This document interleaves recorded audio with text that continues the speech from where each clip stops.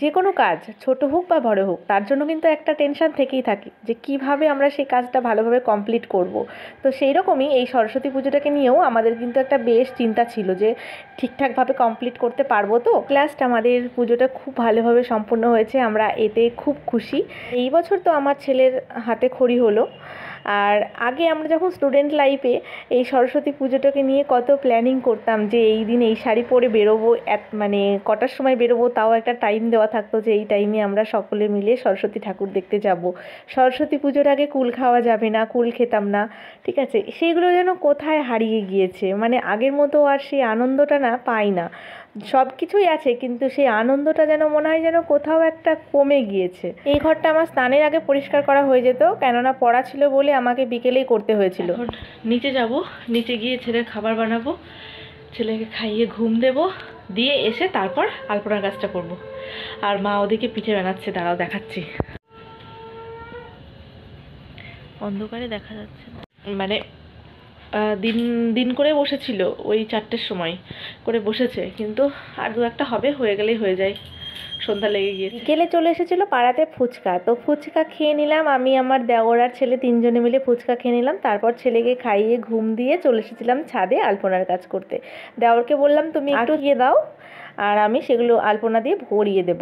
তো তারপর দেখো সকালবেলা এসে ছাদে দেখলাম যেগুলো খুব ভালোভাবে শুকিয়ে গিয়েছে।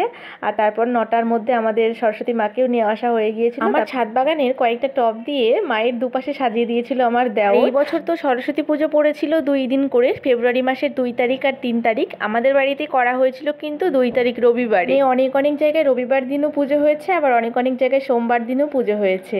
আর এই যে দেখতে পাচ্ছ আমার বড়মাসে বসে সবজি বানাচ্ছিল, তার কারণ হচ্ছে স্টুডেন্টরা এখানে অঞ্জলি দেবে, তারপর তাদের হাতে হাতে একটু খিচুড়ি প্রসাদ দেওয়ার ব্যবস্থা করা হয়েছিল। সেটা বসিয়ে খাওয়ানোর খুব একটা ইচ্ছে ছিল, মানে সেটা হয়ে উঠেছিল না, কারণ মানুষ অভাবে। সবাই বাড়ি ভর্তি মানুষজন থাকলে সেটা সম্ভব হতো। আমার বাবার বাড়ি থেকে ধরো কেউ এসেছিল না, কারণ পরদিন তো শীতল ষষ্ঠী পড়ে। আমাদের বাড়িতে একটা ঠান্ডা খাওয়ার রিচুয়ালস আছে। আর আমার ননদ, নন্দাই, ননদের মেয়ে, এরা কেউ এসেছিল না। ওর তো পরীক্ষা চলছে, যে এখন যে মাধ্যমিক পরীক্ষা চলছে, সেই জন্য ওরা আসতে পেরেছিল না। নয়তো মানে বসিয়ে খাওয়ানোর একটা ব্যবস্থা করা যেতে পারতো। আর এই যে আমি স্নান টান সেরে আমি নিজে রেডি হয়ে ছেলেকে রেডি করিয়ে দিচ্ছিলাম। ওইদিকে পুজোয় বসে পড়েছে পুরোহিত, মানে পুজোয় বসেছে বলতে কি সব গুছিয়ে নিচ্ছিল আর কি। সব গুছিয়ে দিয়ে এসেছিলাম, তারপরে পুরোহিত নিজে যেটুকু গুছিয়ে নেওয়ার সেটুকু গুছিয়ে নিচ্ছিল। আর পুজোর জন্য যে দুধ বলা হয়েছিল সেটা এসেছিলো অনেকটা লেটে। মার আর সময় হয়ে ওঠেনি ক্ষীর আর ছানাটা করার, কারণ ওইদিকে খিচুড়ি বানানোর একটা তাড়া আছে, তাই দেওরকে বানাতে হয়েছিল ক্ষীর আর ছানা। ওইদিকে আমি ছেলে নিয়ে বসেছিলাম, মানে রেডি করাচ্ছিলাম সেই কারণে। আর এইদিকে মা বসে গিয়েছিল খিচুড়ি বানাতে, কারণ ওইদিকে তো পুরোহিত পুজোয় বসে পড়েছে। আর অঞ্জলি হয়ে গেলেই তো স্টুডেন্টরা বেরিয়ে আসবে, ওদেরকে খিচুড়ি প্রসাদ দিতে হবে, সেই কারণে মা বসে গিয়েছিল। বেশি করা হচ্ছে না, করা হচ্ছে।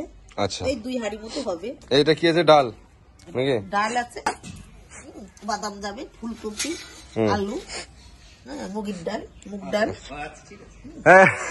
না না,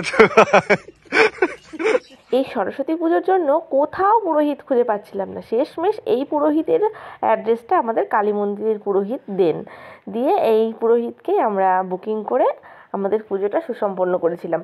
তো এত ধীরে সুস্থে পুজোটা করেছিলেন তিনি, মানে কি বলবো, আমি তো সরস্বতী পুজো কাউকে এত ধীরে সুস্থে করতে দেখিনি। মানে এত সুষ্ঠুভাবে সুসম্পন্ন হয়েছে আমাদের বাড়ি এই পুজোটা, কি বলবো, মানে সবাই খুব খুশি। আমরা নিজেই সমস্তটা গুছিয়ে নিয়েছিলেন। আর 12টার সময় তো 12টা কততে মনে হয় পঞ্চমে শুরু হয়েছিল, তিনি তো চলে এসেছিলেন আমাদের বাড়িতে 11:15টার মধ্যে চলে এসেছিলেন, দিয়ে সমস্তটা গুছিয়ে নিয়েছিলেন।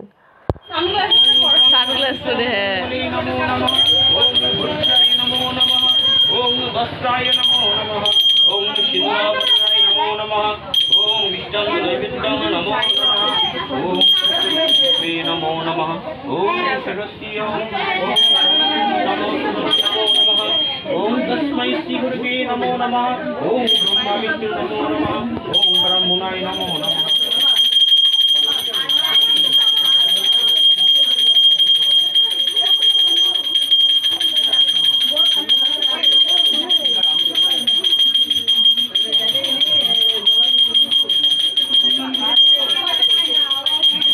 আর এই ভিডিওটা হচ্ছে মঙ্গলবার দিন দুপুরবেলাকার ভিডিও। আমি মাকে বরণ করে নিচ্ছিলাম, আর পাশের থেকে আমার শাশুড়ি মা সবটা বলে দিচ্ছিল, কারণ কখনো আমি বরণ করিনি, এই প্রথম আমি সরস্বতী মাকে বরণ করলাম।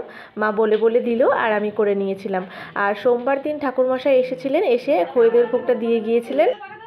ভিডিওটা আর বড় করছি না, এই পর্যন্তই থাকছে। তোমরা সকলে খুব ভালো থেকো, সুস্থ থেকো। আর আমাদের এই সরস্বতী পুজোর ভিডিওটা যদি তোমাদের ভালো লেগে থাকে তবে একটা লাইক, কমেন্ট, শেয়ার করে দিও। দেখা হচ্ছে খুব তাড়াতাড়ি তোমাদের সাথে নতুন একটি ভিডিওতে। টাটা সকলকে।